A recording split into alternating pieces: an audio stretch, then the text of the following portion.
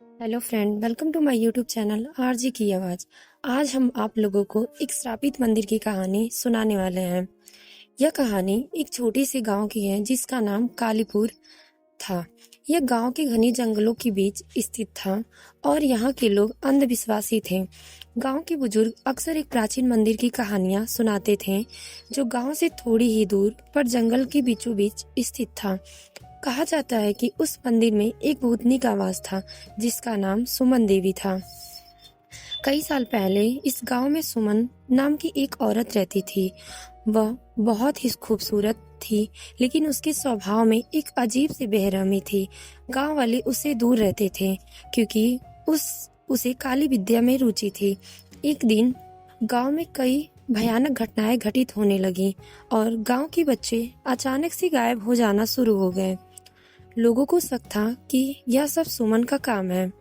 गांव वालों ने एक रात उसे पकड़ा और उस प्राचीन मंदिर में जिंदा दफना दिया। मरने से पहले सुमन ने श्राप दिया कि वह हर अमावस की रात वापस आएगी और गांव वालों से बदला लेगी। कई सालों तक सब कुछ ठीक चला, लेकिन एक दिन गांव में एक फिर से अजीब घटनाएं शुरू हो गईं।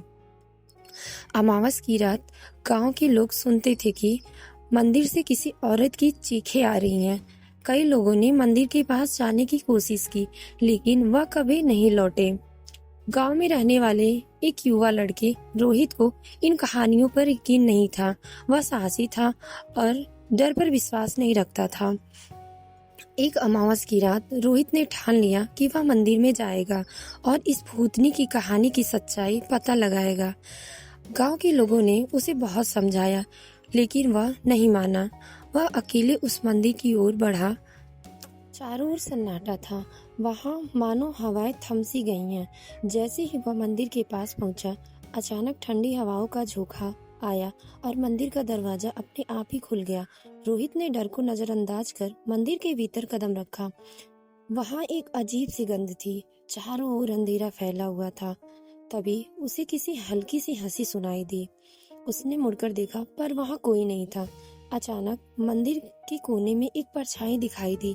वह धीरे धीरे उसकी ओर बढ़ा। रोहित ने हिम्मत से टॉर्च की रोशनी उस पर डाली, लेकिन वह परछाई गायब हो गई। तभी पीछे से किसी ने उसकी गर्दन पर हाथ रखा। जब उसने मुड़कर देखा तो उसके सामने खड़ी थी सुमन देवी। वह विकराल और भयानक रूप में थी। उसकी आंखों में खून उतर आया था और उसकी हंसी से मंदिर की दीवारें कांप उठती थी। रोहित के पैर जमीन से चिपक गए थे। वह न तो भाग सकता था और न चिल्ला सकता था। सुमन देवी धीरे धीरे उसकी ओर बढ़ने लगी और बोली, तुम यहाँ क्यों आए हो?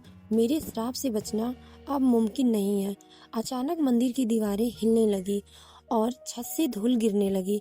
रोहित समझ गया, अब उसका अंत निकट है। सुमन देवी ने जोर से चिल्लाया और रोहित को जोर से खींचकर मंदिर के भीतर खींच लिया। उसके बाद रोहित कभी वापस नहीं लौटा। गांव वालों का मानना है कि सुमन देवी ने उसे अपना शिकार बना लिया। तब से आज तक कोई भी उस मंदिर के पास जाने की हिम्मत नहीं करता। कहते हैं कि आज भी अमावस की रात सुमन देवी की हंसी उस मंदिर के भीतर गूंजती है और जो भी उसकी आवाज सुन लेता है वह हमेशा के लिए गायब हो जाता है। गांव वालों के अनुसार वह श्राप अब भी गांव पर मंडरा रहा है। कोई नहीं जानता कब अगला शिकार कौन बनेगा। Thank you for watching my video and आप लोगों को मेरी ये स्टोरी पसंद आई हो तो प्लीज़ मेरे चैनल को सब्सक्राइब करें। Thank you so much.